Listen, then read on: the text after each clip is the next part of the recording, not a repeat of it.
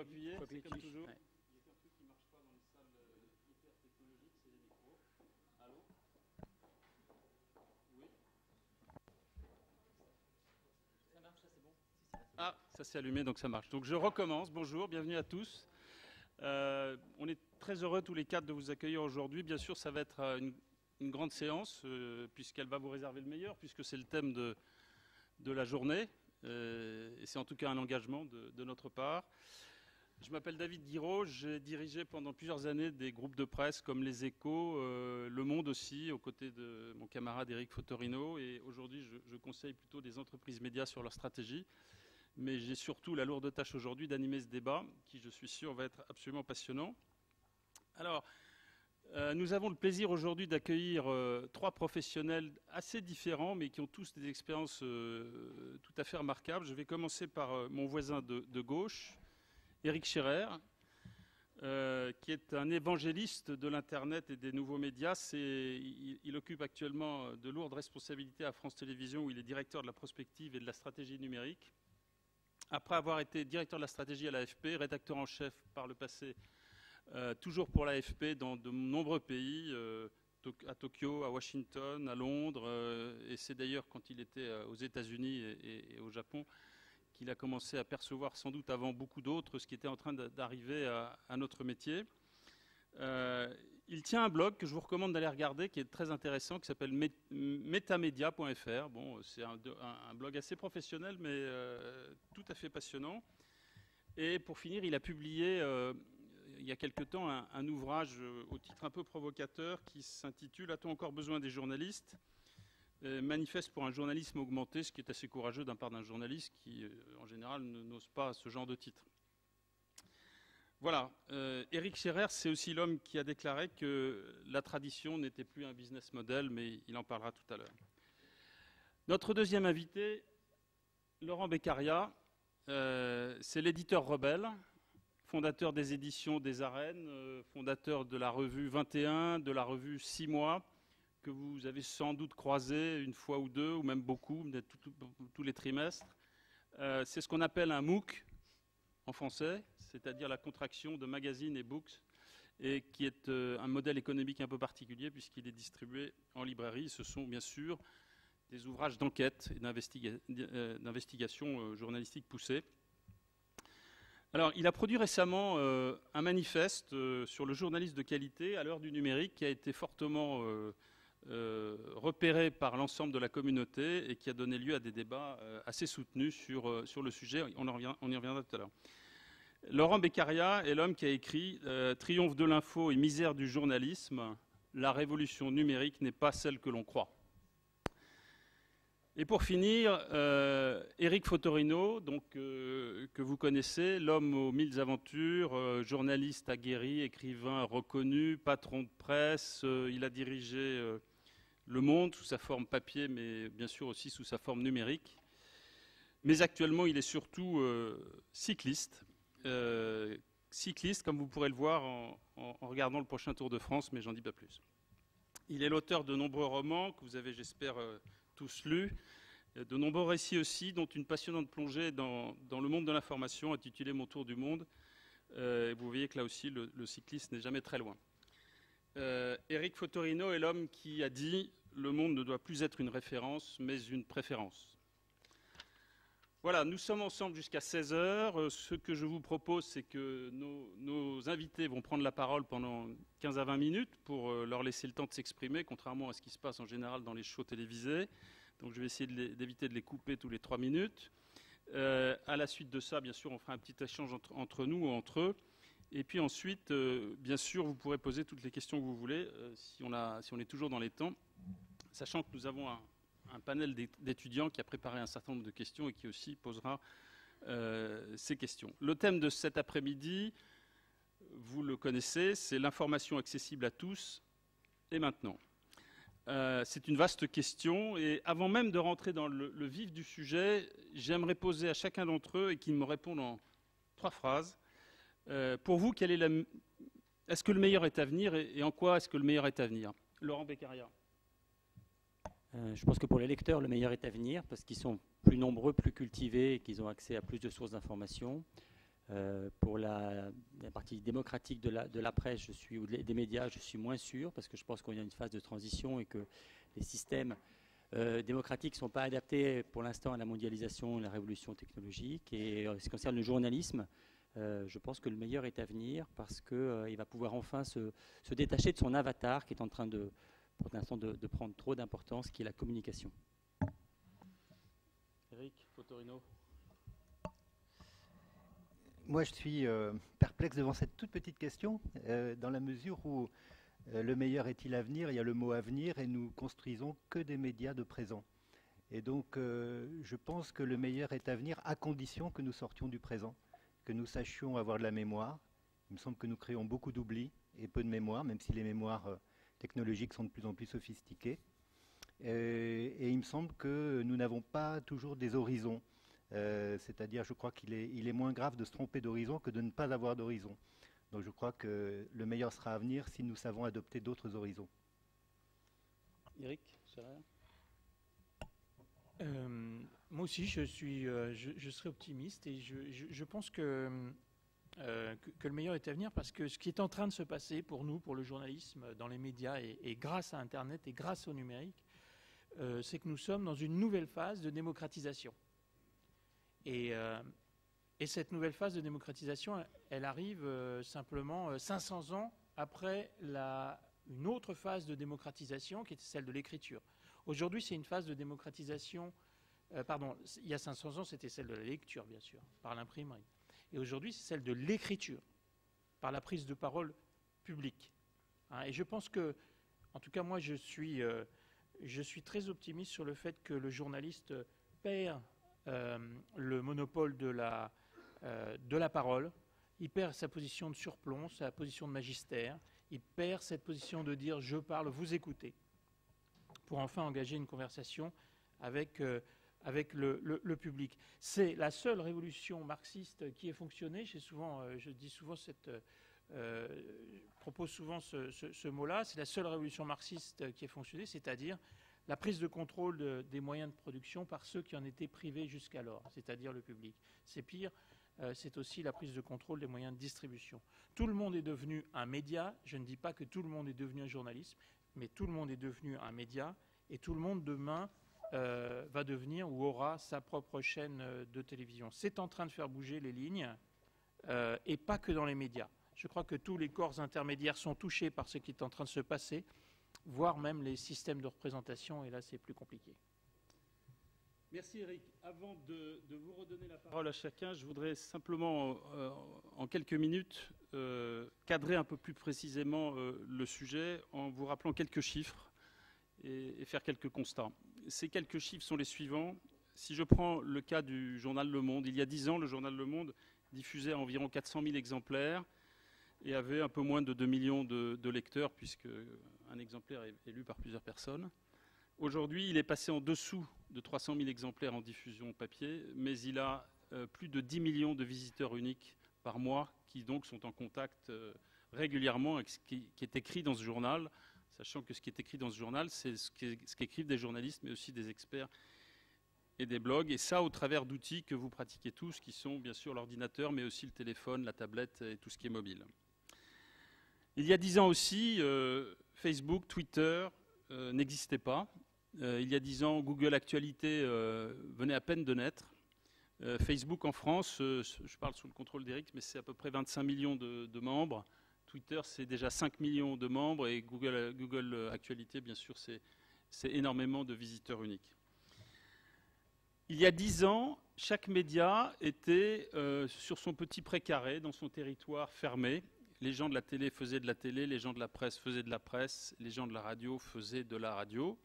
Aujourd'hui, ces frontières ont totalement explosé, et pas uniquement bien sûr en France, mais si je prends le cas de la France, par exemple, TF1 a racheté Métro, France Culture fait un MOOC, et vous avez bien d'autres exemples de cette nature, puisque les frontières explosent aussi au plan international.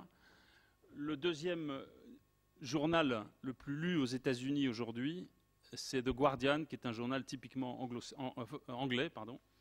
C'était totalement inimaginable, bien sûr, il y a 10 ans, et c'est un journal qui talonne de très près le New York Times. Donc on bascule dans un monde radicalement nouveau, c'est un monde totalement ouvert. Pour finir, je ne sais pas si vous le savez, mais à l'occasion des élections françaises, des récentes élections françaises pour la présidence de la République, la source d'information première a bien sûr été la télévision pour 74%. La deuxième source a été Internet, 40%. Alors certes, sur Internet, il y avait beaucoup les sites des journaux comme Le Monde, comme Le Figaro. 34% la radio, 10% la presse écrite payante et 6% la presse gratuite. Donc vous voyez que là aussi, on a un retournement complet de la priorité, à part la télévision, mais Eric pourra en parler tout à l'heure, la télévision qui subit un choc en termes de modèle économique considérable aujourd'hui, qui est celui que la presse a commencé à encaisser il y a une dizaine d'années. Donc on est face à quelque chose qui est de l'ordre du déferlement d'offres, du déferlement de pratiques, qui présente pour chacun d'entre nous de multiples opportunités. C'est formidable, c'est extraordinaire. L'accès au savoir est aujourd'hui démultiplié, mais qui pose aussi de nombreuses questions pour tous, certaines ayant déjà été évoquées à l'instant. J'en cite quelques-unes, bien sûr elles sont développées par nos invités. D'abord le statut de l'info, qui parle, de quelle est l'indépendance des journaux, et ça c'est un vrai sujet, parce que c'est très lié bien sûr au modèle économique, et ça touche à la question de la démocratie qu'évoquait Laurent Beccaria. Quel type d'info, quelle qualité d'info, est-ce que cette info est fiable, quelle profondeur elle a cette information, est-ce qu'elle va au bout justement de ce travail d'investigation et d'enquête. Il y a la grande question de ce qu'on appelle l'infobésité, c'est-à-dire trop d'infos tue l'info. Un grand sociologue, Jacques Ellul, disait « ce n'est pas l'excès d'information qui nous guette, mais l'excès d'insignifiance ». La question du sens est clairement posée. Quelle est la place du lecteur, la place du journaliste? Eric Scherer en a un petit peu parlé. C'est vrai que la place du lecteur devient de plus en plus importante. C'est une formidable bonne nouvelle. En même temps, c'est compliqué à gérer. Quel est le prix aussi? Le prix en termes monétaires d'une information aujourd'hui? Parce que même si on est dans un système ouvert et collaboratif, il faut bien qu'à un moment ou un autre, quelqu'un paye quelque chose. Comme disait Milton Friedman, there's no free lunch, hein, il n'y a pas de déjeuner gratuit. Et pour finir, le modèle économique, clairement, de l'ensemble des entreprises médias, presse, radio, télé, etc., est formidablement impacté. Vous le savez, les journaux vont très mal, la télévision, pas très bien non plus, à l'exception de quelques-unes, parce qu'elles voient une grosse partie de leurs revenus s'effondrer, et une dichotomie considérable entre la structure de revenus d'un côté et la structure de coûts de l'autre, dans un environnement ouvert, on l'a dit, donc qui va s'intensifier et où chacun aujourd'hui peut parler. Et dans le domaine de l'édition, dont on dira 2 ou 3 mots tout à l'heure, vous savez sans doute que des acteurs technologiques comme Amazon ou Apple se mettent sur ce métier d'éditeur de livres, ce qui évidemment remet en cause complètement le métier des éditeurs traditionnels. Donc tout le monde fait le métier de tout le monde parle avec tout le monde. C'est une renaissance qui est en train de se jouer indéniablement.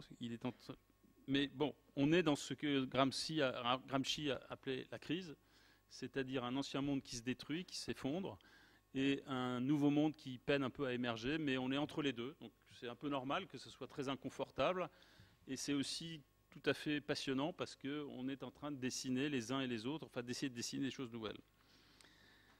Voilà, dans cette période intermédiaire qui est, comme je viens de le dire, passionnante et inconfortable à la fois, il y a toute une série de défis qui s'offrent à nous. J'en citerai que 2 ou 3, mais qui, à nos yeux, tous les 3, je pense, sont majeurs. Le premier, c'est, au risque de vous surprendre, qui est le défi de l'attention. Ce qui est rare aujourd'hui, ce n'est pas du tout l'info, c'est l'attention de chacun d'entre vous, puisqu'on est submergé d'offres, d'opportunités sous toutes leurs formes, papier, surtout écran aujourd'hui, et que arriver à capter l'attention du lecteur et à l'accompagner correctement, c'est un vrai défi. Le défi de l'empathie aussi, ça c'est, Rifkin en a beaucoup parlé. L'empathie c'est quoi? C'est tout simplement essayer de mieux comprendre les gens avec qui on parle, les clients avec qui on échange. Et c'est vrai que dans un système, comme Eric l'expliquait, qui est un système pyramidal, on a tendance à imposer son produit et puis à se dire bah, c'est tellement bien que tout le monde va l'acheter. Aujourd'hui, c'est complètement l'inverse qui est en train de se passer. Et le troisième défi, c'est un défi qui concerne justement la qualité, c'est ce que j'appellerais le défi de la rareté, c'est de retrouver quelque chose qui soit rare et suffisamment fort pour que justement on arrive à capter l'attention de chacun d'entre vous. Voilà, c'est un résumé très bref de tous les nombreux problèmes qui s'offrent à ce métier aujourd'hui et des formidables opportunités aussi. Donc je vais me tourner vers nos invités en leur posant 3 questions et en rappelant que le sujet d'aujourd'hui, c'est moins de raconter le passé que de se projeter dans l'avenir. La première question, c'est quelle est votre vision de ce monde qui vient? La deuxième, c'est quels en seront les acteurs majeurs? Et la troisième, c'est quel sort sera fait au lecteur? Est-ce qu'il sortira gagnant ou perdant de ce qui est en train de se passer? Voilà, donc je me tourne tout de suite vers Eric Scherer, à qui je vais demander de répondre le premier à ces 3 questions. Tu m'en donnes la première? Quelle est votre vision de ce monde qui vient? Il n'avait pas dit tout à fait ça dans sa préparation, mais c'est pas grave. Je m'en doutais un peu. Je vais bien sûr répondre à ces questions et je voudrais encadrer un peu la discussion et sur l'information et sur le journalisme, pas tant sur les modèles économiques dont on pourra parler après si vous le souhaitez, mais sur l'info et sur le journalisme. Je crois qu'il y a 2 choses essentielles qui ont changé, qui ont bougé, qui se sont modifiées depuis une dizaine d'années. Je dis bien une dizaine d'années parce que c'est vraiment l'arrivée de ce qu'on appelle le Web 2.0 qui a changé les choses et pas le premier web, pas le web de publication, mais le web de participation. Qu'est-ce qui a changé? 2 choses essentielles. La première, c'est que le journaliste n'est plus le seul à dire au monde qui il est. Je répète, le journaliste n'est plus le seul à dire au monde qui il est. Il n'a plus le monopole, et je le disais tout à l'heure en démarrant, il n'a plus le monopole de la parole. Tout un tas d'autres agents économiques ou politiques ou sportifs ou artistiques ont pris la parole et peuvent raconter ce monde, le raconter aux autres. Et la deuxième chose, peut-être encore plus importante, qui s'est passée depuis une dizaine d'années maintenant, c'est que le public ne s'informe plus comme avant. Et on a du mal dans les vieilles maisons, dans les maisons traditionnelles, dans les médias historiques. On appelle ça en anglais les legacy media, les médias d'héritage, en fait, les médias historiques. On a du mal à l'accepter. Hein. Les 2 choses. Le fait que le journaliste n'est plus seul à dire au monde qu'il est, et puis le fait que le public s'est dit, moi, quotidien, papier, ça va, il suffit de regarder dans le métro le matin, comment tout ça a basculé, tout ça a changé, et c'est en train de, si vous le souhaitez, on pourra en parler, c'est en train de toucher tous les médias, évidemment, les uns après les autres, et la télévision aujourd'hui. Je voudrais m'arrêter sur les grandes missions du journaliste et voir avec vous comment ces missions ont changé, comment elles ont bougé, comment elles se sont transformées. Je vois 4 missions, et Eric, Laurent, David, vous me corrigerez évidemment si je dis des bêtises, si j'ai oublié quelque chose sur ces grandes missions. 4 missions. 1, collecter l'info. 2, enquêter. 3, commenter, analyser. Et 4, décrypter. Et je vais m'arrêter sur ces 4 grandes missions un instant.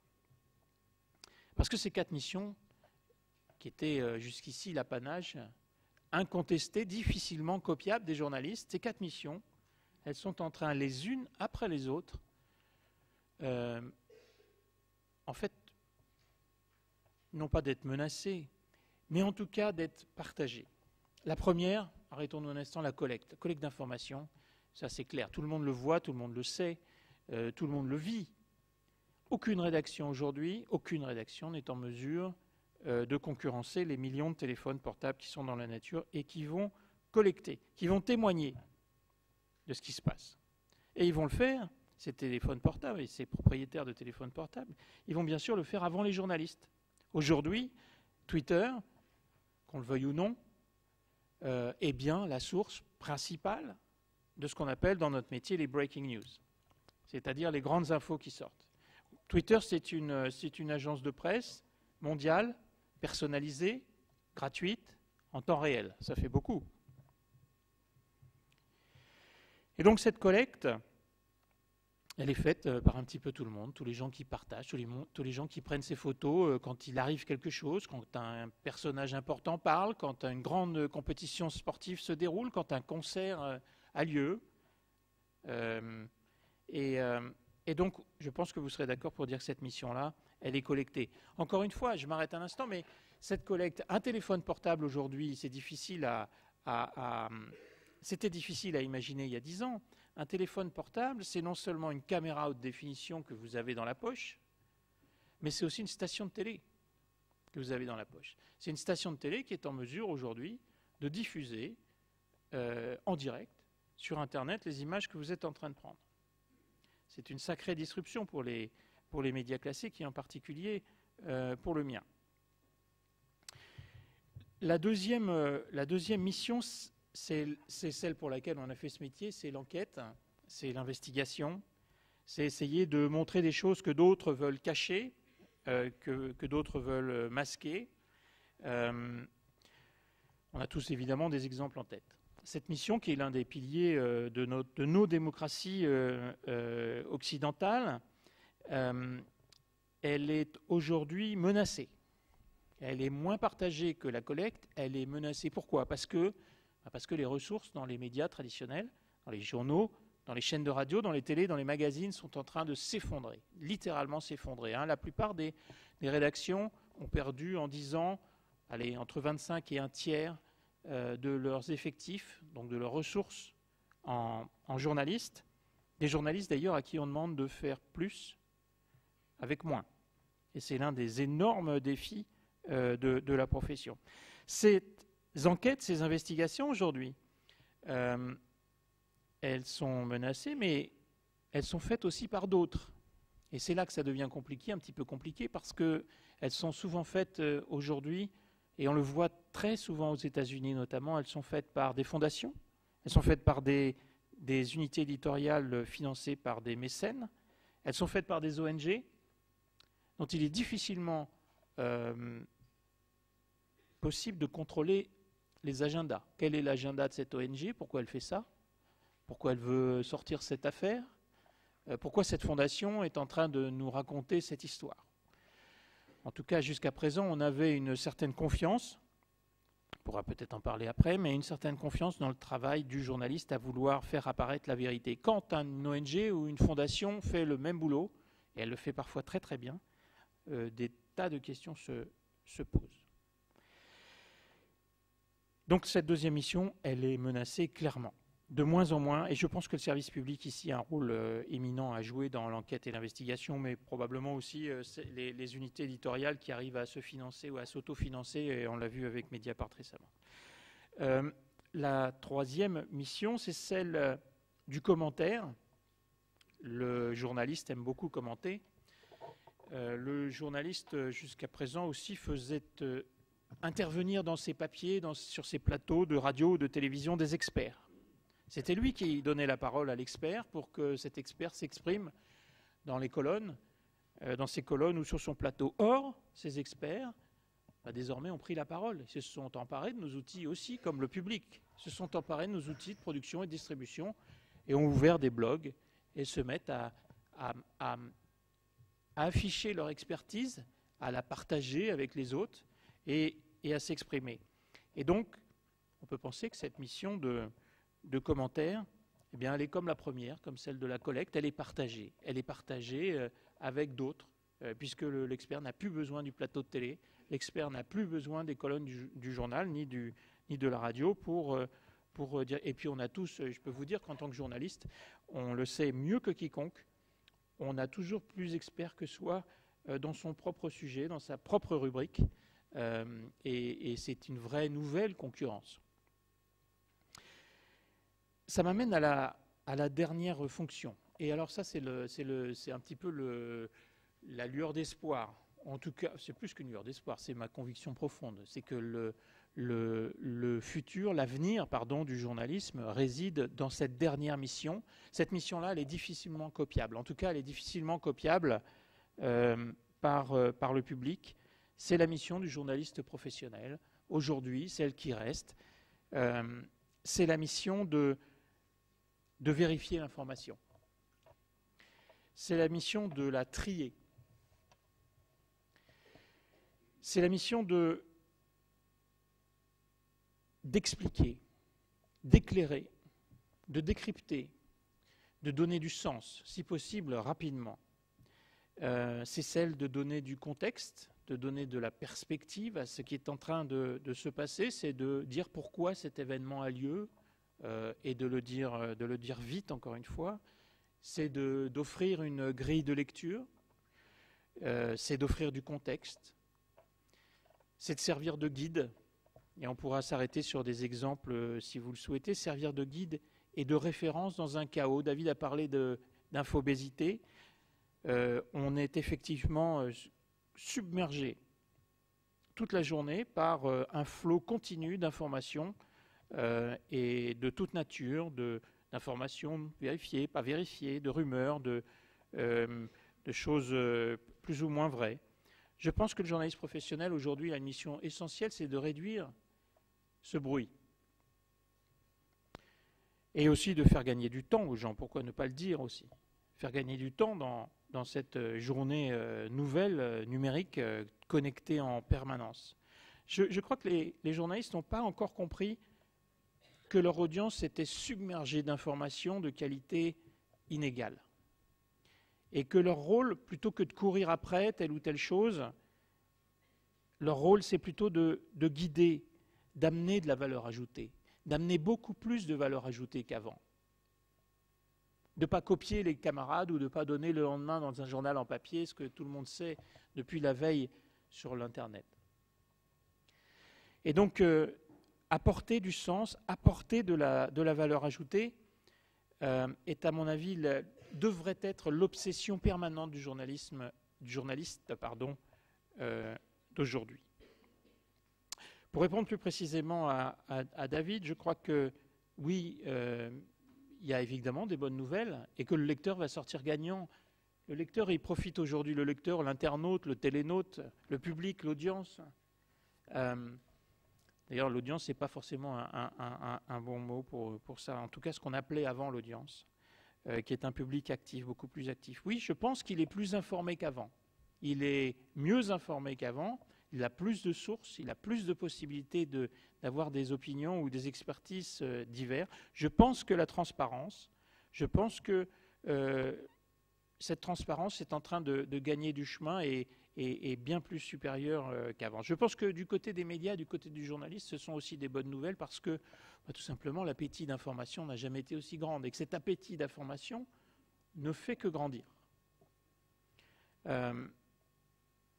Cette info, elle devient une partie prenante de notre vie du matin au soir, du soir au matin, sur des écrans différents, sur des temporalités différentes, sur des formats différents.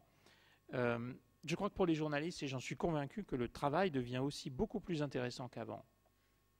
Même si on leur demande de faire plus avec moins. Le travail devient plus intéressant, devient plus enrichissant quand on recherche la valeur ajoutée, quand on recherche le plus par rapport à ce que peuvent faire d'autres gens, ce travail est plus intéressant. Évidemment, à condition de sortir de sa zone de confort. Et sortir de sa zone de confort n'est agréable pour personne. J'en finis, moi j'appelle ça le journalisme augmenté. Le journalisme augmenté, c'est un journaliste, et je vais utiliser une formule, je suis à la télé après tout, le journalisme augmenté, c'est un journaliste SMS. Ça ne veut pas dire un journaliste en 140 signes comme Twitter ou un journaliste très court. SMS, pour reprendre les caractéristiques des nouvelles technologies et d'Internet. S pour smart. Je crois que les journalistes doivent être plus smart. C'est-à-dire apporter plus de valeur ajoutée. Être plus curieux, être plus expert, avoir plus encore de culture générale pour pouvoir, ce qui est le plus difficile à faire, c'est-à-dire donner du sens. En anglais, on parle de « to connect the dots », de relier des choses qui sont apparemment différentes et pourtant qui donne du sens à l'information et à notre actualité. M pour mobile. Alors, je suis un peu tiré par les cheveux, mais ce que je veux dire par mobile, c'est pas un journaliste qui se promène partout, c'est un journaliste plus agile, plus flexible, plus ouvert aux nouvelles technologies. Je peux vous assurer que dans les rédactions, c'est pas quelque chose forcément facile aujourd'hui, surtout à nos âges. C'est un journaliste qui peut être multicompétent. Il n'y a aucune raison que le journaliste aujourd'hui ne sache pas faire ce qu'un ado de 17 ou 18 ans peut faire dans la société. C'est un journaliste qui va travailler à l'intersection de plusieurs champs de technicité pour faire son métier. La manière de raconter le monde est en train de changer. La manière de raconter le monde n'est pas forcément que le texte écrit. La manière de raconter le monde, aujourd'hui, on le voit depuis des dizaines d'années, c'est bien sûr l'image animée, mais c'est aussi l'utilisation des données, c'est aussi la visualisation de données, c'est aussi l'infographie. Un graphique animé, peut-être interactif, peut donner en quelques secondes une information beaucoup plus frappante, qui va marquer. Et je crois que c'est ça, je veux dire, par un journalisme plus mobile et plus agile. Et enfin, pour la lettre S, un journaliste plus social. Un journaliste qui est, je le disais au tout début, un journaliste qui a arrêté ou qui ne croit plus, enfin j'espère, à sa position de surplomb, à sa position, ce que je suis en train de faire là, la position, le magistère absolu. C'est-à-dire, je sais tout ce qui se passe et je délivre. Non, je crois que ça c'est fini, heureusement. On est dans un échange beaucoup plus riche et beaucoup plus intéressant. Je pense que ce journalisme nouveau qui est en train de s'inventer, parce qu'on n'en est qu'au début, je pense que tout le monde partagera ça, on en est qu'au début, c'est un journaliste qui va engager davantage l'audience. Engager l'audience, ça peut prendre plein de formes. Ça peut prendre la forme d'organiser le débat dans la cité. Ça peut être aussi de l'animer et d'agréger différentes sources. Il n'y a aucune raison que le journaliste ne parle que de cette action à lui. Il n'y a aucune raison que le journaliste ne puisse pas travailler avec ses concurrents parfois ou au-delà des frontières avec d'autres professionnels. Voilà un petit peu la vision que je propose et et je serai tout à fait prêt à répondre à vos questions tout à l'heure. Merci. Merci beaucoup, Eric. Je me tourne.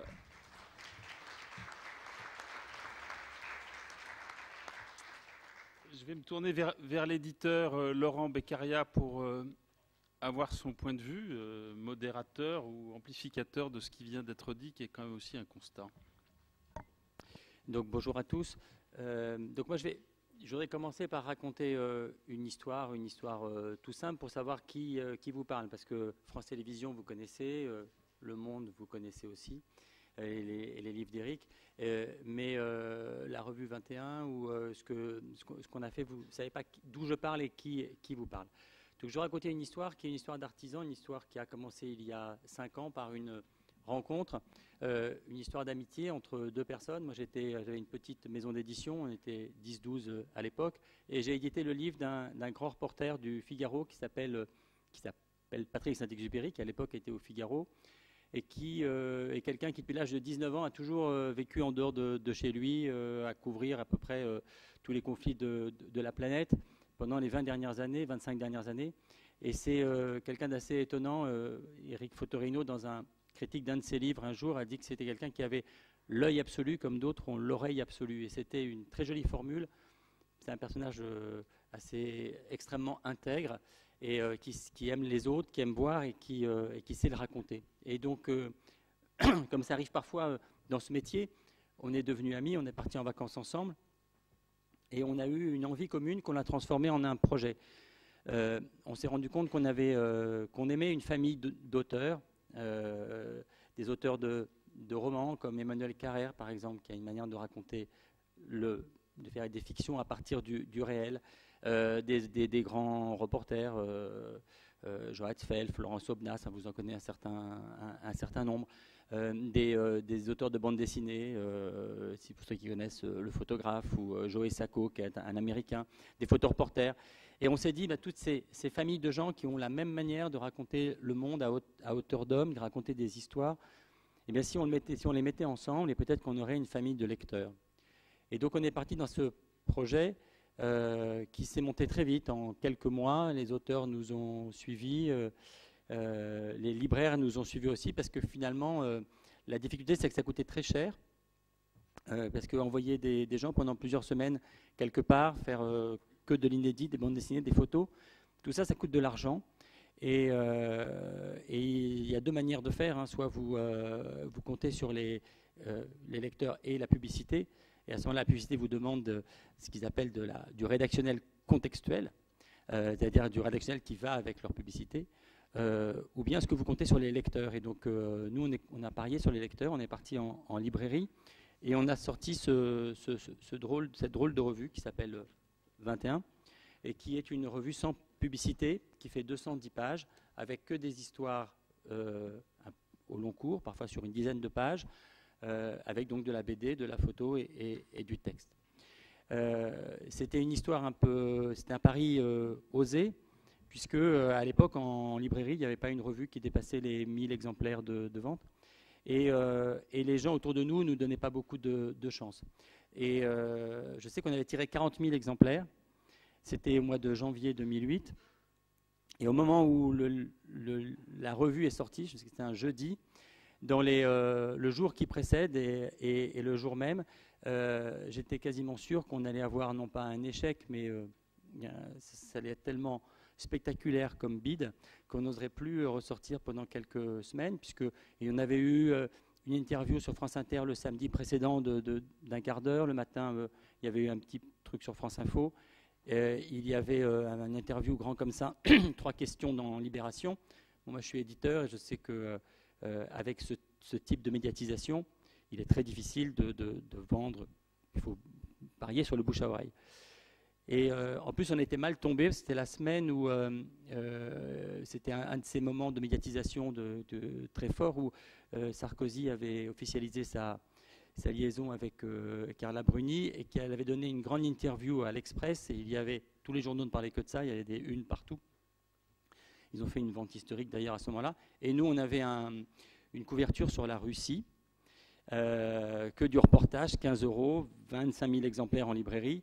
Et donc, inutile de vous dire qu'on s'est dit qu'on était complètement fou et qu'on allait prendre un 36 tonnes en pleine figure. Et puis, on a attendu dans la journée, et en fin de journée, il y a eu de manière complètement inopinée, 1, 2, 3, 5, 10, c'est un moment rare dans une vie, où on a eu des libraires, des représentants nous disant que voilà, les lecteurs étaient là, que tout était parti, ou en tout cas une bonne partie du stock qu'il fallait repartir en recommandé. Et donc on a réimprimé, on a vendu plus de 50 000 exemplaires de ce numéro 1. Et donc ça a été un moment incroyable. On est allé le supermarché d'à côté, on a pris des boissons un peu alcoolisées. Et mon compère a l'œil absolu, mais il a aussi la descente absolue ce jour-là. Donc on a bien fêté. Et c'était à la mesure de notre angoisse, de notre inquiétude. On avait des cris de bête. Et c'est vraiment un moment très fort de ma vie personnelle et professionnelle. Et à partir de là, on a commencé une histoire qui dure depuis 5 ans, où il a fallu qu'on apprenne à connaître les auteurs et les lecteurs de 21, d'apprivoiser tout ça. Les auteurs, parce qu'on partait avec rien, on n'avait pas de rédaction. Donc on dépendait de ce qui allait arriver. Et les premiers numéros, on l'avait fait avec des gens qu'on connaissait, mais après, on ne savait pas qui allait venir à nous. Et les propositions sont arrivées, et c'est devenu un véritable raz-de-marée, puisque je crois que ça se compte en milliers. Tous les jours, il y a plusieurs dizaines de propositions qui arrivent. Et on a été absolument submergés et passionnés par cet appétit de raconter le monde, de la part de gens différents, de journalistes, de freelance, d'universitaires, de romanciers, et surtout d'énormément de jeunes. Je pense qu'au bout de 5 ans, il n'y a pas beaucoup de jeunes de moins de 25 ans en France qui veulent faire du reportage, qui n'ont pas envoyé un mail, écrit, rappelé, et ne sont pas venus frapper à notre porte. Et puis on a essayé d'apprivoiser les lecteurs. Et ça, c'était quelque chose de particulier. Il fallait qu'on apprenne à se connaître, et on a été tout de suite frappé du courrier des lecteurs qu'on recevait. On avait prévu un courrier des lecteurs parce qu'on imaginait, comme dans les revues anglo-saxonnes, quand vous avez le New Yorker, je sais pas moi, Atlantic Monthly, vous avez toujours quelqu'un qui habite, qui connaît parfaitement le minerai de fer et qui vous explique que sur votre article, reportage sur la mine, il y a tel point qui est faux ou bien qui apporte un complément. Et en fait, non, on a une espèce de déclaration d'amour, de gens qui disent « j'ai rencontré 21 comme ci, comme ça, c'est la revue de ma vie » et ça. Alors au début, on était très contents. Puis après, tout le monde nous a dit « mais vous inventez les lettres, c'est pas possible ». Et on ne pouvait pas faire autrement. C'est-à-dire qu'on s'est rendu compte qu'au bout d'un moment, les gens ne s'adressaient pas à nous, mais s'adressaient à eux-mêmes. Ils s'adressaient à ce que la revue appelait d'eux-mêmes. Alors c'était qui ces gens? Et là, ça a été une énorme surprise, une découverte qui dure depuis 5 ans. Quand on voit une revue comme celle-là, quand on voit les thèmes sur l'Europe, sur le Mexique, sur les femmes au Yémen, sur une histoire d'adolescents dans le Jura, les gens disent oui, ben d'accord, c'est une revue pour des quinquagénaires qui aiment beaucoup voyager, qui sont des cadres, des bobos parisiens, etc., etc. Des gens qui regardent Arte, voilà, on a une espèce de portrait robot qui se dessine. Or, en fait, la grande surprise, ça a été que ce n'était pas du tout ce qu'on imaginait. D'abord, on a eu tout de suite 2 publics très surprenants, inattendus. C'est d'abord les lycéens et les étudiants qui sont arrivés tout de suite. Et dans la plupart des familles, c'est arrivé par les enfants plutôt que par les parents. Et puis les grands-parents, les retraités. Et tout simplement parce que je pense que c'est 2 catégories d'âge où on a le temps, on a envie de comprendre, on est curieux. Et l'autre chose, c'est on a été surpris aussi de l'incroyable diversité. C'est-à-dire que vous avez des gens... Alors, on est une revue qui vend beaucoup plus en province qu'à Paris, qui vend énormément dans les trains, les gares. On est une véritable littérature de gare. On a 10 000 abonnés et il y a 3 000 communes différentes, des tout petits hameaux, parfois 50 ou 60 habitants. Et on se rend compte en fait que les gens ne sont pas du tout comme on peut les présupposer, parce qu'on ne s'intéresse pas à eux comme une cible, en fonction de leur âge, de leur milieu socio-culturel, de leur consommation, mais en fonction de leur curiosité. Et pour vous donner 2 exemples récents, l'année dernière, je vais comme ça, je loue un gîte à la montagne, et j'arrive chez des gens qui étaient bûcherons, et je vois une marée de livres, et 21. Donc j'étais un peu surpris, on commence à discuter, et il me raconte son histoire. C'est quelqu'un qui était en échec scolaire, qui était bûcheron parce que c'était le métier de son père, et à l'âge de 30 ans, il a commencé à découvrir la lecture, et il n'arrête pas de lire des livres d'histoire, et c'est absolument incroyable. Puis un voyageur lui a déposé 21, il l'a aimé, et il l'achète tout le temps. Donc, vous voyez, si on avait dû imaginer le portrait robot de ce que lisait un bûcheron de 50 ans aujourd'hui, on n'aurait pas pensé à 21. Et puis, c'est pas plus tard que cette semaine, on a un groupe de gens, une lectrice qui était dans l'industrie pharmaceutique et qui a dit on est plusieurs responsables de la communication, on veut vous inviter à parler de votre revue dans un palace. Alors ça, Patrick Saint-Exupéry, palace, communication, industrie pharmaceutique, il a commencé à baisser de la tête et à gratter le sol. Et finalement, il y a été. Et je lui ai demandé alors comment ça s'est passé. Là, il était dithyrambique sur les directrices de la communication de l'industrie pharmaceutique, en disant que c'était absolument incroyable la curiosité qu'elles avaient, ce qu'elles avaient lu, etc., les rapprochements qu'ils faisaient. Et c'est toujours pareil, c'est-à-dire qu'on a tendance à réduire les gens à leur image, à ce qu'on peut projeter d'eux-mêmes, et pas sur le fond. Et alors, ça c'est l'histoire que je voulais vous raconter. Maintenant, est-ce qu'on est tombé sur... Donc on a après lancé une autre revue qui s'appelle 6 mois, qui est que en photo. Et aujourd'hui, on a à peu près qui est sur la France, qui est publié en France à partir de l'année prochaine, va être aussi en anglais, en allemand, en brésilien, à chaque fois, même 2 fois par an. Et ça fait à peu près 100 000 personnes qui lisent aujourd'hui ces 2 revues. Donc on s'est dit, est-ce qu'on est tombé sur les 100 000 huluberlus un peu différents, etc., qui par un espèce de miracle se sont retrouvés autour de la même goût.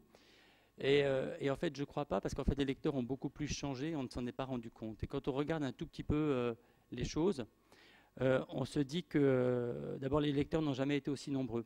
Il y a 10 millions de lecteurs en âge de plus de 15 ans depuis les années 80. 10 millions de plus. On est passé de 40 à 50 millions.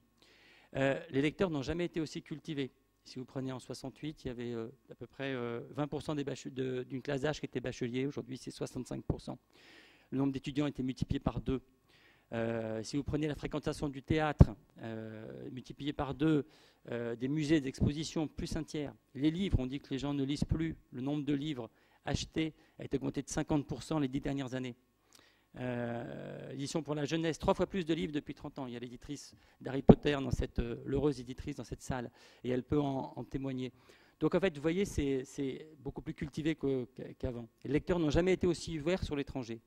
Le nombre de voyages à l'étranger a été multiplié par 2.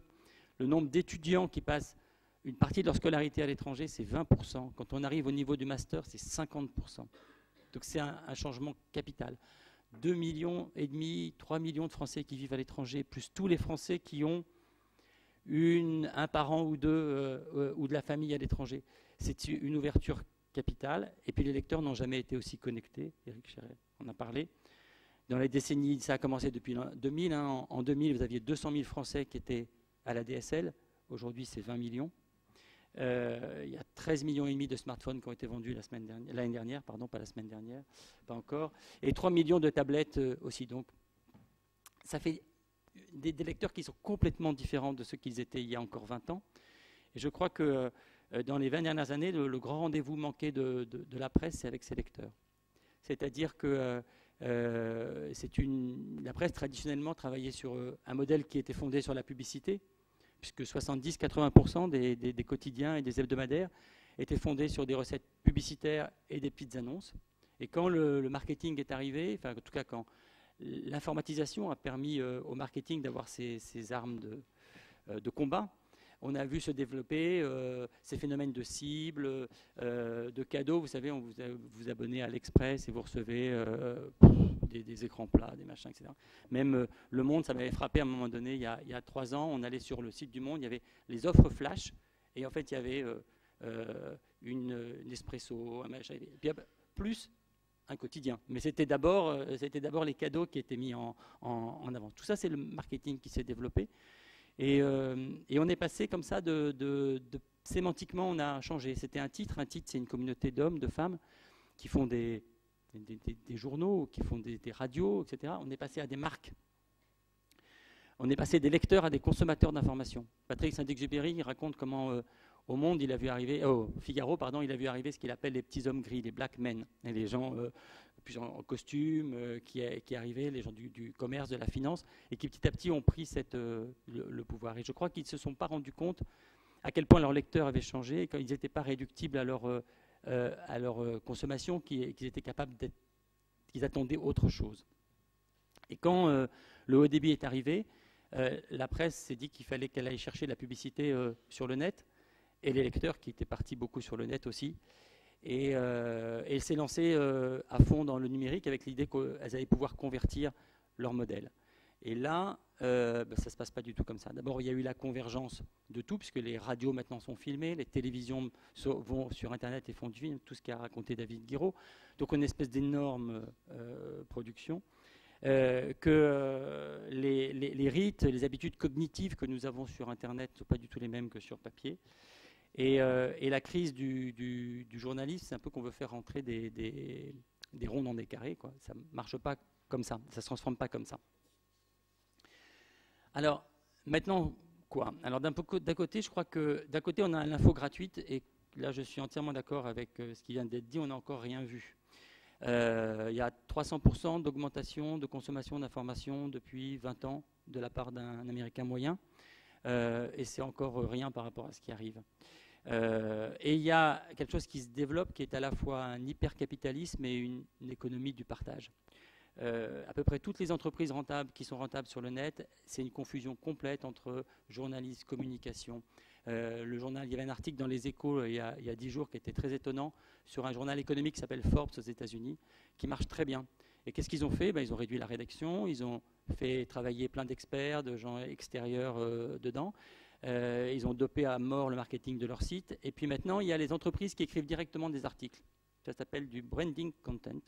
Et donc, après tout, c'est pas très différent, étant donné que dans les années 80, vous aviez un journaliste pour un attaché de presse. Aujourd'hui, il y a un journaliste pour 4 attachés de presse, si vous ajoutez les publicitaires, etc. C'est incroyable. Nous, je vois comme éditeur, quand on voit des articles sur nos livres, à peu près les 2 tiers ou les 3 quarts des articles ils reprennent nos éléments de langage, comme on dit. Donc, après tout, pourquoi ne pas le faire nous-mêmes? C'est ce qui est en train de se passer. Donc, il y a dans le métro, j'avais vu récemment, ils disaient rejoignez le mouvement. C'était une entreprise, une école de journalisme, et il y avait un train, et il y avait un wagon journalisme, un wagon communication, un wagon publicité. Pour eux, c'était pareil, c'était la même chose, et c'est ce qui est en train de se passer sur cet hypercapitalisme de l'information. Et par ailleurs, vous avez une énorme économie du partage, avec des gens qui sont extraordinaires et qui donnent le meilleur d'eux-mêmes, des meilleurs experts. J'ai publié un économiste qui est chez AXA, et qui doit passer 3-4 heures par jour. C'est hallucinant à nourrir son blog, qui est le numéro 1 des blogs d'économie, totalement bénévole. Et donc, aujourd'hui, vous pouvez surfer plusieurs heures sur Internet, gratuitement, sans aucun problème, avec une information de qualité. Et donc, comme toutes les époques de rupture, je pense que c'est un moment incroyable, parce que voilà, il va falloir se bouger, se changer. Je vais aller un peu plus vite, vous dire qu'à mon avis, pour moi, il faut faire 3 choses. Enfin, pour nous, à 21 et 6 mois, on essaie qu'il faut explorer d'autres terrains que l'info gratuite, offrir d'autres expériences de lecture et tisser d'autres relations avec les lecteurs. Donc, explorer d'autres terrains. L'info gratuite, c'est le journalisme au jour le jour. Ça, c'est une course perdue d'avance. Toute cette information quotidienne, la bombe qui explose à Boston, etc., c'est pour l'info gratuite. Le journalisme de magistère et de glose, ça c'est, alors là on glose et on glose et on glose. Alors ça sur Internet, l'info gratuite, il y en a plein. Entre les blogs, les réactions des uns des autres, tout le monde glose. Et ça, vous en avez beaucoup. Et puis même la hiérarchie de l'information. Là, je ne suis pas d'accord avec Eric. Je pense que la guerre de la communication est perdue, que les logiques d'agenda, de storytelling ont tout emporté, et que c'est extrêmement difficile aujourd'hui, au jour le jour, de faire un tri entre les informations qui arrivent de partout. Donc, une fois qu'on a laissé ça à l'info gratuite, qu'est-ce qui reste? Il reste un champ immense à explorer. D'abord, on a besoin de se réinvestir l'espace, c'est-à-dire qu'il y a plein de lieux qui ne sont pas marqués. 3 minutes, très vite. On a besoin de s'inscrire dans le temps. Eric en a parlé tout à l'heure. Il y a une phrase de Flaubert que j'aime beaucoup qui dit le présent, c'est le moins intéressant puisque ça va très vite, alors que le passé et l'avenir sont infinis. Il y a plein de choses à faire en explorant les deux. On a un besoin d'histoire, de relier les choses. On a un besoin d'enquête, dévoilée. Il y a beaucoup de choses à faire là-dessus. Donc c'est pour ça que moi je pense que l'avenir du journalisme le meilleur est à venir, car il y a énormément de choses à faire dans tout ce champ que ne fait pas l'information gratuite. Il faut offrir d'autres expériences de lecture. L'information gratuite, elle s'appuie sur des émotions qui sont le besoin d'être dans le flux, les discussions de machine à café, tous les stimuli que nous avons, tout le monde est tous là comme ça. Celui qui ne l'a pas fait jette la première pierre aux addicts du smartphone. Et nous, on a besoin d'explorer d'autres émotions qui sont souvent chez les mêmes personnes, besoin de compréhension, d'apprendre, le goût des autres. Je pense qu'on peut énormément parier sur l'intelligence et la curiosité du lecteur. Je pense que tous les algorithmes nous enferment dans quelque chose. Il y a une expérience, je finirai là-dessus, et juste avant, je finirai sur une expérience qui a été faite sur les conférences TED, conférences technologiques. Ils ont fait venir un républicain et un démocrate. Ils leur ont demandé leur ordinateur ouvert, relié à 2 écrans comme ici, et ils leur ont demandé de taper le mot Égypte. Et le démocrate arrivait sur Google, et vous aviez la place Tahrir, la révolution arabe, etc., etc. Et le républicain, ce qui arrivait, c'était la pêche sous-marine, les pyramides, et tout simplement parce que l'algorithme nous enferme dans notre propre habitude de surf. Moi, j'ai des amis universitaires qui m'appellent pour que je tape des choses sur Google, parce que pour eux, ils sont tellement enfermés dans leur domaine qu'il faut qu'ils arrivent à la page 5 ou 6 de Google pour trouver une information intéressante, alors qu'ils y arrivent directement. Donc il faut totalement, on va être de plus en plus enfermé, il faut surprendre. C'est la qualité vérifiée, c'est revenir à de l'artisanat là-dessus. Et c'est un immense besoin de cohérence. On a tous besoin de cohérence. Donc il faut une transparence totale. Nous, on a mis 1 an et demi avant qu'on arrête de nous dire « mais vous êtes payé par qui, vous êtes financé par qui, c'est pas possible que ça marche, etc. Mais qui est derrière vous, et pourquoi est-ce que vous dites ça, etc. etc. » Et ça, c'est parce qu'on a l'habitude de douter de tout. Et il faut accepter ça, et il faut donc une incroyable cohérence. Et je finirai en disant qu'il faut tisser d'autres relations avec le lecteur de plein pied, pas le surplomber, pas être du côté du pouvoir. Il y a 1000 choses à faire en la matière, et puis surtout compter sur le lecteur pour vivre. Et c'est la révolution copernicienne qui est en train de se passer dans la presse. Aujourd'hui, le New York Times a plus de 50% de ses revenus de ses lecteurs. Avant, c'était 70 ou 80%. Et on va tendre vers 70, 80, voire 90% des revenus qui viennent du lecteur. Et ça, c'est une révolution fondamentale, parce que qui dit que quelqu'un vous achète, c'est qu'il pense que vous avez de la valeur, que vous êtes utile et que vous lui apportez quelque chose. Et c'est une relation incroyable qui se noue et qui peut faire du lecteur des partenaires, des échanges. Et c'est là où le numérique a aussi toute sa voix. C'est pour ça que je pense que le lecteur est au centre de tout, comme ce qui a été dit, et que le meilleur du journalisme est devant nous. Pour résumer, c'est parce que maintenant le journaliste va pouvoir savoir pour qui il travaille et pourquoi il travaille. Parce que je pense qu'on va vers des années assez difficiles, assez compliquées, et on va avoir un besoin énorme de fiabilité, d'authenticité, de curiosité, de générosité, et de gens qui vous parlent de plein pied et qui vous racontent le monde tel qu'il est. Voilà.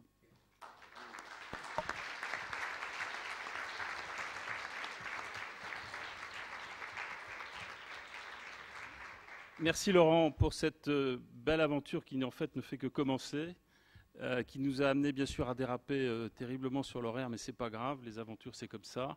Donc je passe la parole à Eric Fotorino qui lui aussi a des belles aventures à raconter, et puis on s'arrangera avec l'horaire.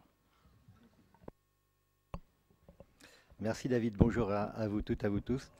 Si j'avais été impatient, j'aurais considéré que grâce aux technologies de l'information aujourd'hui, qui sont des technologies de l'interruption, j'aurais interrompu plusieurs fois Éric Scherrer, j'aurais été très mal élevé, j'aurais aussi interrompu plusieurs fois mon ami Laurent, et j'aurais été dans le monde d'aujourd'hui.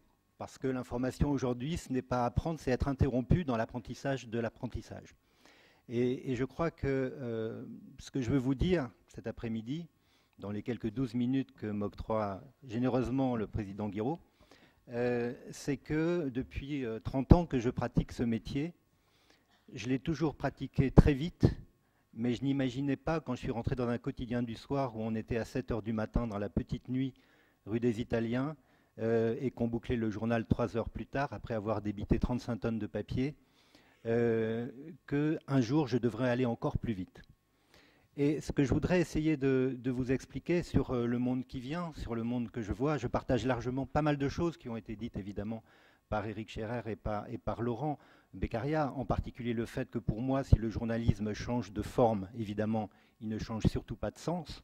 Et le sens du journalisme, plus que jamais, à mesure que l'univers médiatique, comme l'univers tout court, est en perpétuelle expansion, c'est de trouver des repères, c'est de retrouver des routes, les petits cailloux blancs de petits poussés pour se repérer dans l'information, pour lui donner un sens, une cohérence, une hiérarchie, les mots ont été prononcés. Est-ce que tout vaut tout ou est-ce que tout ne vaut pas tout? Si tout ne vaut pas tout, au risque que rien ne vale rien, précisément, ça veut dire qu'il faut des gens, alors appelons-les journalistes, appelons-les blogueurs, appelons-les tout ce qu'on veut, tous ceux qui participent à cette grande conversation qui est devenue l'information, c'est Eric qui dit ça, hein, que l'information est une conversation, eh bien ça veut dire qu'il faut encore décortiquer et faire comprendre, aider à réfléchir. Je pense qu'on n'apprend rien moins que quand on réfléchit, et je pense que dès l'école, il faut non pas apprendre, mais apprendre à apprendre. Donc l'information, pour moi, le rôle du journaliste sera toujours très important, majeur, et moins il y aura d'informations décortiquées, plus il y aura d'anxiété, puisqu'il n'y aura pas de compréhension du monde dans lequel on est. Alors, ce que je voudrais dire, si je reviens très rapidement, il y a 30 ans, lorsque je suis arrivé dans ce grand quotidien, il y avait, avenue des Italiens, une façade grise d'un immeuble haussmannien avec une énorme pendule, peut-être 4 ou 5 fois celle qui est sur ce mur, avec des aiguilles sévères. Et Le Monde, comme vous savez, avant 1944, s'appelait Le Temps. Et donc j'ai bien compris que la grande affaire de ce métier, le métier de journaliste, il y a le mot jour dedans, ce qu'on fait chaque jour, eh bien c'était le temps, et il y avait comme un fil invisible entre les énormes aiguilles de ces pendules, de cette pendule, et ces 35 tonnes de papier qui barraient l'entrée, littéralement, avec ce smirmor qui était là tous les matins. Il faudrait débiter ces 35 tonnes de papier en 400 000 ou 500 000 exemplaires de 38 à 40 pages. Et puis, alors je vous passe sur les armoires encombrées. On risquait, quand on était dans les couloirs du monde, de prendre toujours une armoire sur la tête pleine de dossiers. Il y avait une salle qui faisait un bruit indescriptible, qui était la salle des téléscripteurs, qui fait beaucoup de bruit. Et il y avait une salle incroyable aussi, avec un plafond à peu près comme celui-là, avec les compactus, c'était la documentation. Et là, c'était sédimenté des milliers et des milliers de pages écrites par ceux qui m'avaient précédé. Ça rend toujours très humble de voir qu'on a beaucoup écrit sur ce qu'on écrit, en croyant le découvrir. Et puis, dans les années 90, est arrivée l'informatique. Mes premiers papiers du Monde, c'était sur des feuillets de 25 lignes, 60 signes. Et il était rare que je finisse l'édition avec les doigts propres, puisque toujours un buisson de lettres en métal s'était enchevêtré sur mon rouleau où il y avait du rouge et du noir. Dans les années 90, tout d'un coup, grand silence, c'est l'informatique. On arrive c'était rue Falguière, vers Montparnasse, et là, on va de la rive qui dépense à la rive qui pense, dit-on, de la rive droite à la rive gauche, mais enfin, on a beaucoup dépensé à gauche aussi. Et puis, un immeuble de verre, à l'image des années 90, un ancien garage devenu une bulle de verre, avec même les ascenseurs avec des parois en verre, avec un escalator, des moquettes, des écrans, des ordinateurs et des messageries internes. Et là, il faut faire des réunions, il faut imposer des réunions, parce que les gens ne se parlent plus comme ça, à droite à gauche, de façon informelle, puisqu'il y a des écrans qui font écran entre nous, on ne se regarde plus, même on se tourne le dos, et il faut être plus nombreux dans des salles plus grandes, donc faire moins de bruit et moins parler. Et moins parler dans un journal écrit, c'est très embêtant. J'accélère, hein, les années 2000, et effectivement, ce qu'a dit Eric tout à l'heure, 2003, 2004, quoi, il y a une dizaine d'années, cet Internet, cette étincelle numérique, cette révolution numérique dans laquelle on est aujourd'hui. Et là, évidemment, on est dans Jurassic Park. C'est-à-dire que tout d'un coup, on a une vieille rédaction de papier, où ce sont des dinosaures, en tout cas perçus par les jeunes journalistes de ces nouvelles technologies, Le Monde, lemonde.fr, qui ne sont pas dans les mêmes locaux d'ailleurs à l'époque, que nous avons réunis plus tard avec David Guiraud. Mais donc il y a d'un côté les jeunes des nouvelles technologies de l'information, et les journalistes du papier considèrent qu'ils ont probablement les doigts carrés à force de taper sur leur clavier. Et ceux du web considèrent que les journalistes du papier sont des vieux dinosaures et que le réchauffement numérique, si j'ose dire, va les éliminer les uns après les autres. Et donc il y a une sorte de culture très antagoniste qui vont s'opposer. Et malgré tout, on va les rapprocher. Elles vont se rapprocher dans quasiment tous les journaux, toutes les rédactions. Ça va créer des étincelles et en même temps, ça va créer de la collaboration. Et je dois vous dire que comme journaliste, c'est lorsque, dans les années 2006, lorsque je dirigeais la rédaction du Monde, j'ai pris un jour la décision de ne pas arrêter les rotatifs pour une information importante, alors que jusque-là, de deux choses l'une, ou bien les rotatifs continuaient à tourner et on se disait ce sera dans le journal de demain, ou bien on les arrêtait, mais il fallait au moins un attentat avec beaucoup de morts, un coup d'État, la mort d'un chef d'État. Je me souviens comme Indira Gandhi quand j'étais jeune journaliste, son assassinat avait provoqué l'arrêt des rotatives et Jacques Amalric était allé au marbre écrire de chic 8000 signes à la main, qui avaient été après comme ça mis en page par les typos. Eh bien, je me souviens du jour où j'ai laissé les rotatives tourner parce que j'ai accepté que sur une information importante, Le Monde parle sur le web. Sur Internet, en tout début d'après-midi, on a donné une information parce qu'on considérait que finalement, les rotatives, c'est le grand paradoxe de ce métier d'industrie, à la fois qu'elle permet la diffusion d'une information, elle la fige. Et Internet, le numérique, nous a permis d'étendre le présent, d'étendre le temps. Et ça, c'était très important pour un journal de l'après-midi, et je crois que c'est important pour tous les journaux qui l'ont compris au fur et à mesure, c'est que leur présence, dès lors qu'elle se désincarne, qu'elle n'est plus dans le papier, et qu'elle commence à atteindre un autre support qui va atteindre tout un chacun d'entre nous et d'entre vous, eh bien, le temps se dilate, et j'allais dire, le présent devient omniprésent. Alors c'est évidemment un plus dans l'information. Je me souviens d'une information qu'on a donnée comme ça à 3h de l'après-midi, et le soir au journal de 20h, le présentateur a dit « D'après Le Monde ».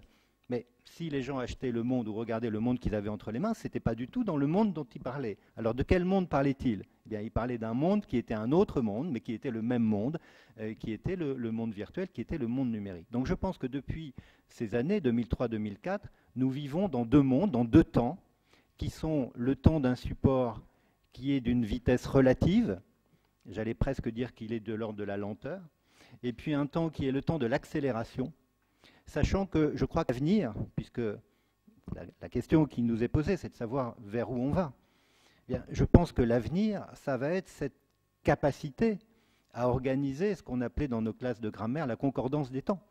Est-ce que le temps présent va se décliner dans une telle rapidité qu'il sera juste une trace mnésique qu'on oubliera très vite et qui ne comptera pas, ou est-ce qu'on va arriver à lui donner du lest, et comment, pour faire en sorte que ce temps présent, faute d'aller plus vite, on aille le chercher plus profondément.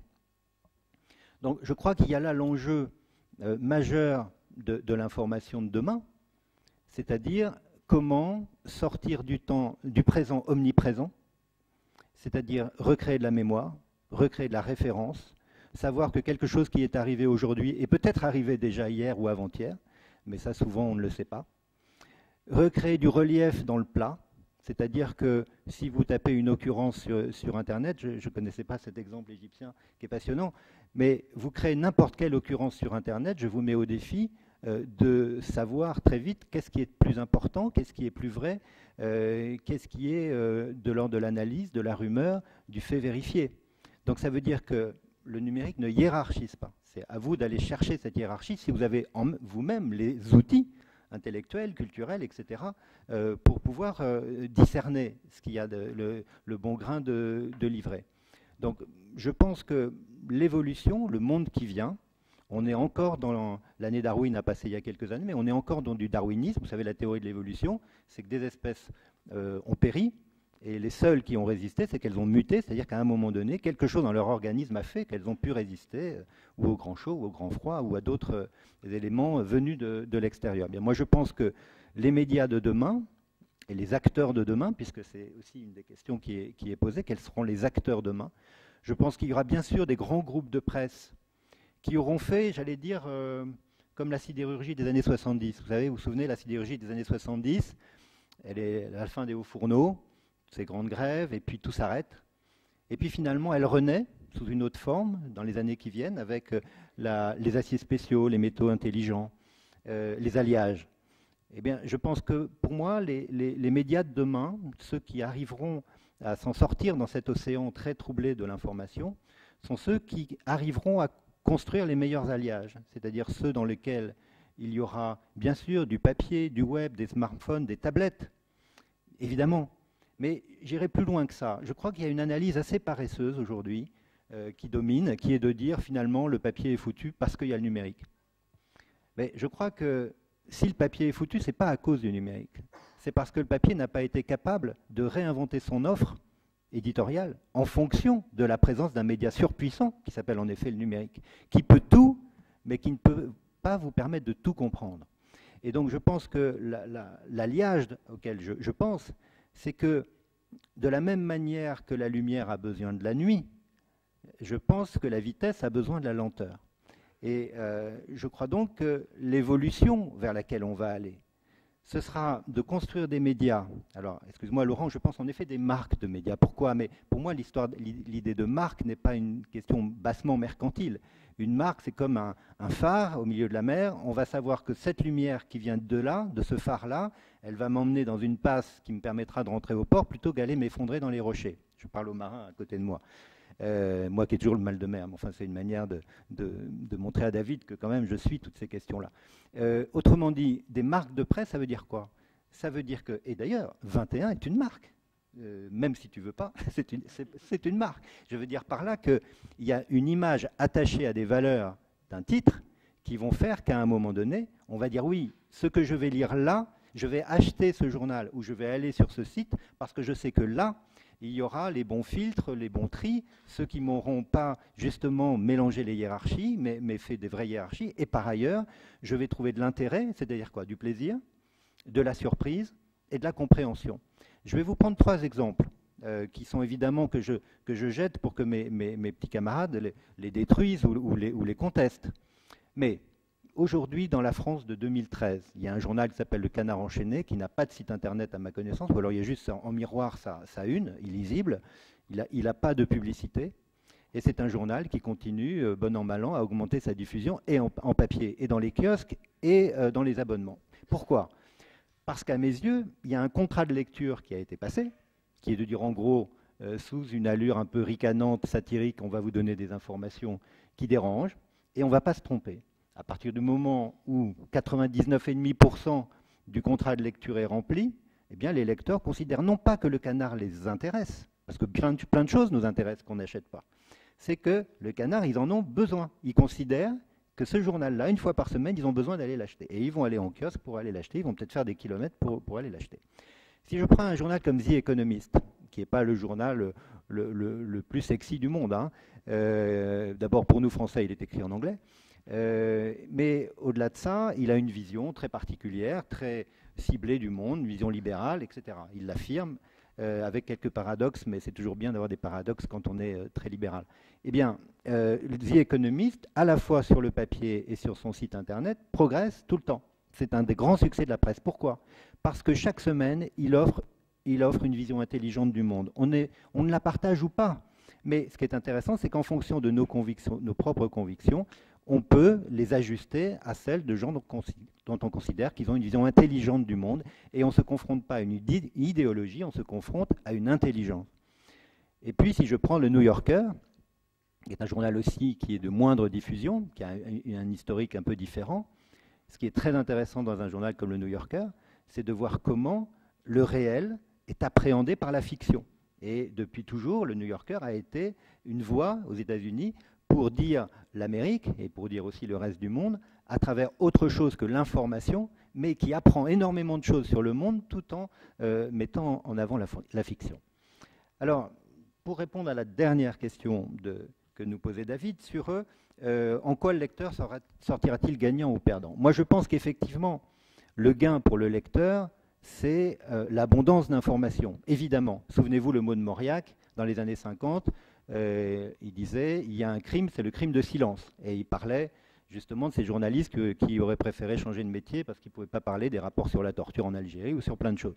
Je crois qu'aujourd'hui, lutter contre, on n'est pas dans la perspective de lutter contre le silence, mais plutôt de lutter contre le bruit.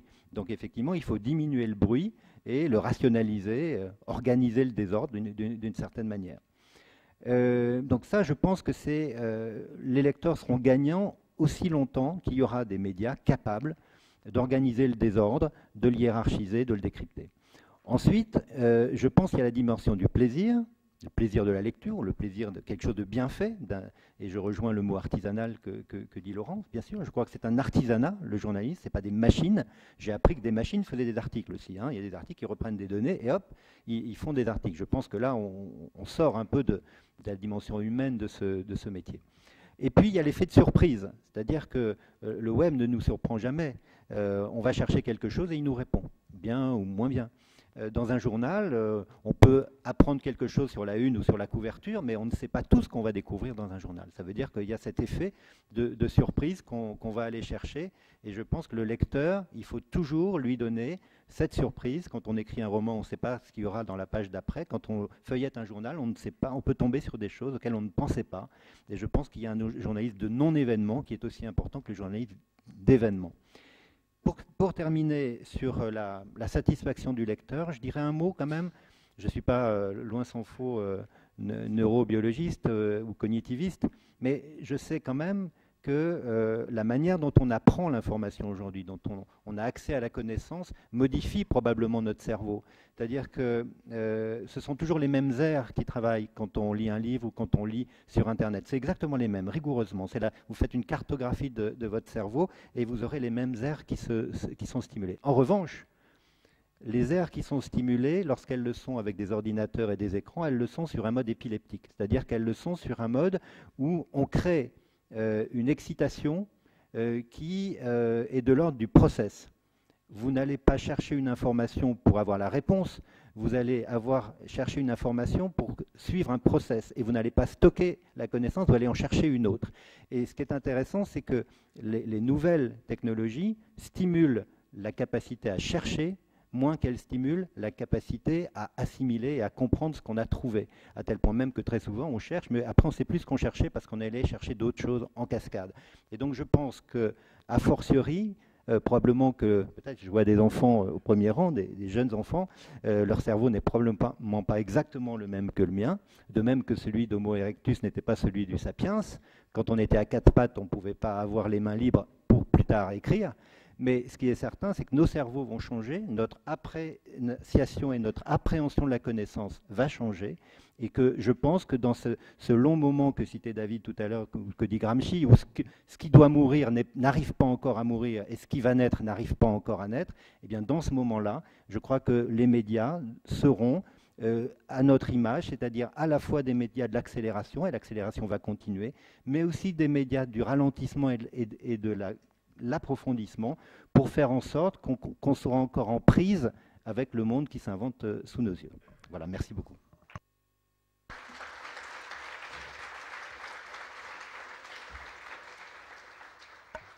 Merci Eric. On voit bien que le sujet du temps est central, tout ce qu'on a évoqué. Il nous talonne d'ailleurs ce temps, puisqu'on a beaucoup dérapé, mais on va essayer quand même de sortir du temps traditionnel dans lequel on est depuis très longtemps, c'est-à-dire le temps, pour reprendre l'expression d'Éric Scherer, du surplomb. On est là, on surplombe et on a le monopole de la parole. On va essayer de mettre un pied dans le temps de demain, c'est-à-dire vous donner la parole pendant les quelques minutes qui nous restent, et puis on va essayer de tirer un peu le temps, si on y arrive, jusqu'à ce qu'on nous dise de sortir. Donc je vous propose de vous donner la parole. Il y a quelqu'un qui, je crois, se promène avec un micro dans la salle. Non, oui, non.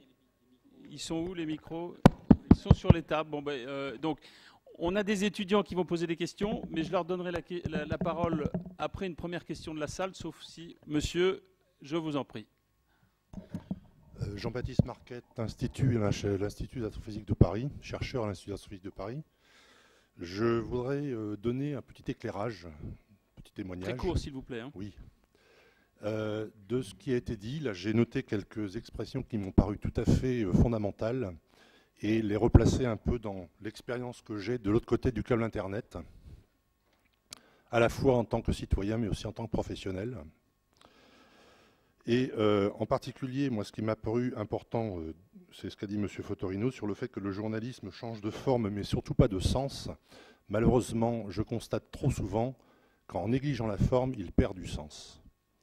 Et en particulier que la reprise systématique de dépêches AFP sans aucun sens critique, qui va de la reprise systématique des pièges d'orthographe ou de grammaire élémentaire sans en faire la correction, ou quand c'est pas plus grave de déclarer en particulier, comme en tant qu'exemple, que la supernova de la galaxie M101 qui a pété il y a 1 an ou 2 était à 21 années-lumière de la Terre, ça revient à écrire que le judoka Teddy Riner mesure 2 micromètres.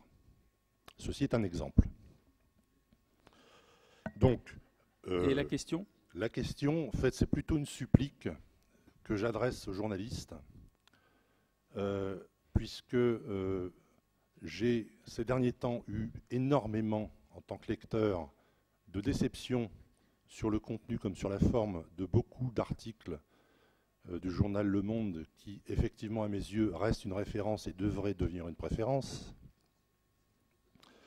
Mais dans la mesure où la façade du boulevard Auguste Blanqui affiche de belles lignes de Victor Hugo, je voudrais vous supplier que cette qualité rédactionnelle ne reste pas simplement de façade.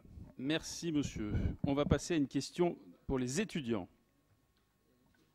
Oui, mais je dois alterner entre les étudiants et les autres Jones.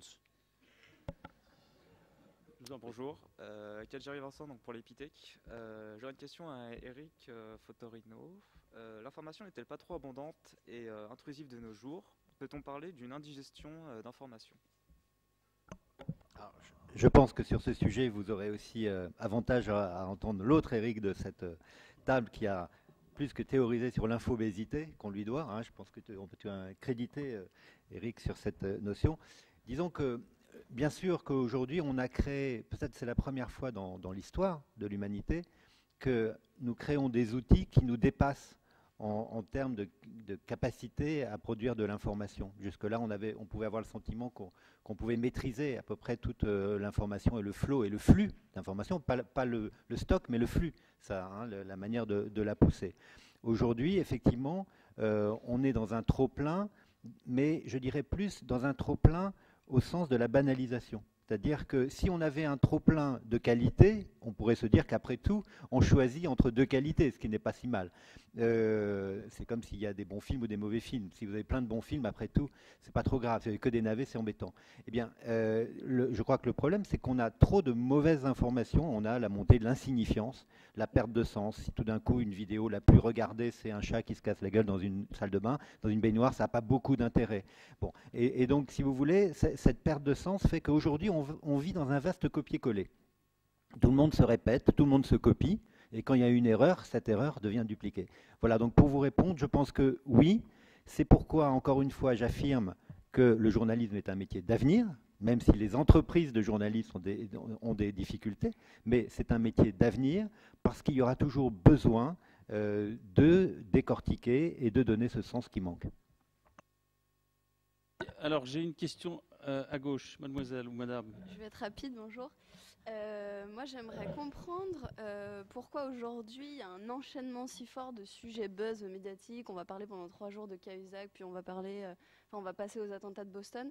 Qu'est-ce qui explique ça? Est-ce que c'est vraiment le lecteur, l'auditeur qui en a besoin, ou est-ce que il y a d'autres raisons? Comment on lutte contre ça? Parce que pour moi, ce qui me semble important dans l'information, c'est justement la découverte.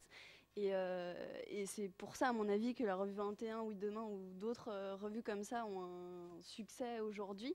C'est que, moi, ce qui me plaît, c'est de découvrir des nouveaux sujets, pouvoir en parler à mes amis et pas parler de Cahuzac et avoir les mêmes informations que tout le monde et du coup ne pas avoir de sujet de discussion entre guillemets. Voilà. Et il y a un philosophe qui s'appelle François Brune qui a écrit un livre qui s'appelle Les médias pensent comme moi, qui répond à votre question et qui explique qu'en fait, en grande partie, ça se substitue au lien social. C'est-à-dire le fait de vivre un événement au même moment nous donne l'impression d'appartenir à une communauté. Et c'est parce que le lien social se distend qu'on ressent ce besoin. Et c'est quelque chose il y a aussi l'ancien patron de la rédaction de TF1, on lui demandait c'est quoi un bon journaliste pour vous. Il dit c'est celui qui sait la veille dont on va parler autour de la machine à café le lendemain, ce qui est une haute idée du journalisme, mais qui est assez proche de ce qui se voit, de ce qui se fait pour l'instant. C'est-à-dire qu'on nourrit en permanence ce lien social, ce besoin qu'on a de discuter. Et comme tous les médias sont dans une espèce de cette infobésité dont on parle, dès qu'il y a un sujet comme ça qui émerge, c'est comme un âme, ça monte, c'est incroyable, et puis après, c'est intenable. Alors, ça descend, et il y a un autre sujet qui l'emporte, la technique l'emporte. Et donc, à la fois, nous sommes les acteurs de ce phénomène, parce que nous avons tous parlé de l'affaire Cahuzac, nous avons tous été de voir c'est quoi ces attentats, qu'est-ce qui s'est passé, etc. Et de l'autre, nous sommes à la fois dégoûtés, détachés, et ça ne nous donne aucun sens. Et alors, on est dans cette contradiction avec laquelle il faut vivre. Et c'est pour ça qu'il faut multiplier les médias alternatifs pour que l'on puisse, selon l'humeur, les heures, notre comportement, passer de l'un à l'autre. Voilà. Mais ça répond à quelque chose de très profond, et il n'y a pas les méchants, je dirais les méchants sites, les méchantes... c'est vraiment, nous-mêmes, on participe à ça. Un mot pour abonder dans ce que vient de dire Laurent. Moi, je suis choqué aujourd'hui de voir que des rédactions, que des médias envoient des dizaines, des centaines, des milliers de gens au même endroit pour couvrir le même événement. Pourquoi a-t-on besoin de 5000 personnes pour couvrir, ou même 10 000 pour couvrir les Jeux Olympiques? Pourquoi a-t-on besoin de 5000 pour couvrir le sommet de la Terre à Rio ou d'autres, ou tel G8? Il n'y a absolument pas besoin d'un tel nombre de gens pour dire la même chose. Et là, il y a quelque chose à réorganiser probablement. Voilà, c'est tout. compléter. Le buzz est aussi le fait des lecteurs eux-mêmes. C'est-à-dire que on a les médias qu'on mérite aussi. Je veux dire, si on décide d'arrêter de regarder certains types de médias et d'en regarder d'autres, ça fera émerger ces médias. Si on achète plutôt les revues de Laurent ou qu'on regarde certaines émissions à la télévision, c'est évident que ça aura un effet immédiat sur l'économie de ces médias. Donc c'est un encouragement que je vous lance. Mais les étudiants... oui, vous pouvez applaudir, effectivement. Les étudiants ont une autre question. Ma question s'adresse à Éric Scherer et elle concerne davantage le style journalistique. Depuis que la presse est adaptée au format numérique, on assiste à à une uniformisation des contenus journalistiques qui est due notamment au référencement sur Google par mots-clés et qui porte préjudice au style d'écriture puisque tout ce qui est de l'ordre des métaphores ou des figures de style relègue l'article beaucoup plus loin dans le référencement. Et je voudrais savoir si vous aviez une solution pertinente pour lutter contre cette uniformisation. Non, ça serait bien. Et effectivement, vous avez tout à fait raison. C'est un sujet, c'est une énorme inquiétude. Imaginez donc le rédacteur en chef, imaginez Eric Fotorino, directeur du journal même, qui ferait sa conférence de rédaction du matin en fonction des 10 articles les plus vus de la veille ou des 10 mots-clés. C'est un peu ce cauchemar-là que vous décrivez. Donc ça, c'est un vrai sujet. C'est le sujet évoqué d'ailleurs par, lui, il vient de le dire, de la sérendipité, de l'heureux hasard de rencontrer des choses. Alors là, par contre, je ne partage pas tout à fait ce qu'il a dit pour dire qu'il n'y a que le papier ou que le journal qui propose la sérendipité. Je pense que l'heureux hasard de rencontrer des choses différentes existe aussi sur Internet et sur le web, sur tout un tas de plateformes ou d'applications que je me propose de lui montrer s'il le souhaite. Je voudrais dire encore un mot et insister sur ce qu'a dit Laurent tout à l'heure parce que peut-être vous ne l'avez pas perçu ou c'est pas immédiat et vous le savez peut-être pas, mais ce qu'il a raconté sur les démocrates et les républicains, c'est très important sur cette recherche Google parce que les gens ne le savent pas en fait. Quand vous allez regarder quelque chose sur Google, vous monsieur, vous n'aurez pas les mêmes résultats que madame. Parce que le moteur de recherche va vous proposer des choses en fonction de votre historique de consultation, votre historique de consommation. C'est exactement ce qui se passe sur Amazon. Amazon va vous proposer des choses, des livres, des ouvrages, en fonction de ce que vous avez acheté avant. Et alors, ce que je veux vous dire, ce qui va arriver, c'est que pour cause, parce que je suis dedans, c'est que votre poste de télévision, quand vous allez l'ouvrir, bientôt, en tout cas les nouveaux téléviseurs qui arrivent, sauront avant vous ce que vous voulez voir et vont vous proposer immédiatement, quand vous allez l'allumer, des émissions en fonction de votre historique de consommation, des émissions que vous avez vues jusque-là, en fonction des émissions qui font le buzz en ce moment sur Internet ou en fonction des émissions qu'aiment vos amis. Voilà. Il va falloir que, et tout le monde est en train de chercher, en tout cas toutes les grandes boîtes de l'Internet en ce moment, mais aussi des médias plus classiques et des grandes de la high-tech sont en train d'essayer de chercher comment on va inventer ce mélange de la recommandation humaine et algorithmique qui est en train de s'inventer sous nos yeux. Oui, une question là. Très très court pour Laurent Beccaria. Quel est le nom du blog sur l'économie dont vous avez parlé tout à l'heure? L'écrise.fr. Pardon? L'écrise.fr. D'accord, il merci. s'appelle Olivier Berruyer. Merci. Et puis il écrit un très bon livre aussi. Oui. Question, parce qu'on a parlé de cette info-obésité et on n'a pas trop, enfin, j'ai pas eu la réponse à ma question sur l'avenir, pardon, excusez-moi, l'avenir des lecteurs et j'ai l'impression que les lecteurs étaient plus, par rapport à ce que vous disiez tout à l'heure, je me demande s'ils n'étaient pas malgré tout plus cultivés, plus informés qu'avant que maintenant. Enfin, malgré parce que globalement, il y a quand même beaucoup de gens qui ne regardent que le buzz et qui ne vont pas forcément chercher. Quand on regarde la revue 21, c'est quand même que 100 000 personnes. C'est très bien, hein, c'est fantastique. Oui, non, mais c'est beaucoup. Non, bien sûr, non, bien sûr. Vous avez à la fois raison et tort, je vous répondrai comme un Normand. On a les mêmes débats, par exemple, dans l'édition. Je me rappelle avoir fait un livre à partir de l'émission Le Masque et la Plume, et on avait décrypté 3 émissions sur le livre. Une qui était à l'arrivée de la FNAC, l'autre au moment de la guerre du Golfe où il y avait une grande crise, et une autre qui avait lieu début d'Amazon. Et c'était absolument terrifiant parce que tout le monde disait la même chose. À 15 ans de différence à chaque fois, c'est toujours pareil. Il n'y a plus de lecteurs, il n'y a plus de bons lecteurs, il n'y a plus de grands lecteurs. Avant, les gens étaient cultivés, avant, les gens savaient faire. Simplement, entre-temps, les livres ont été multipliés par 2 ou 3 en nombre de livres vendus. Et donc, là où je dis que vous avez raison, c'est qu'il est vraisemblable qu'on ne retrouvera plus ce que pouvait être un lecteur du Monde des années 70, qui lisait son journal de A jusqu'à Z, qui avait une espèce de culture extrêmement pointue, qui ne faisait que ça, et qui était... ça, vous ne le retrouverez plus. Maintenant, globalement, vous avez beaucoup plus de gens qui ont accès à la culture, à l'information, avec plusieurs couches, plusieurs strates, plusieurs manières de le consommer. Et c'est pour ça qu'en fait, il y a beaucoup plus de gens curieux. Et surtout, c'est les mêmes. Ce que je dis toujours, il faut savoir ça. Nous, on est tous comme ça. On va prendre un billet d'avion low cost pour aller quelque part, et après, on va prendre une chambre d'hôte un peu plus chère. On a tous ces comportements ambivalents. Et on est à la fois sur l'information quotidienne et on recherche autre chose.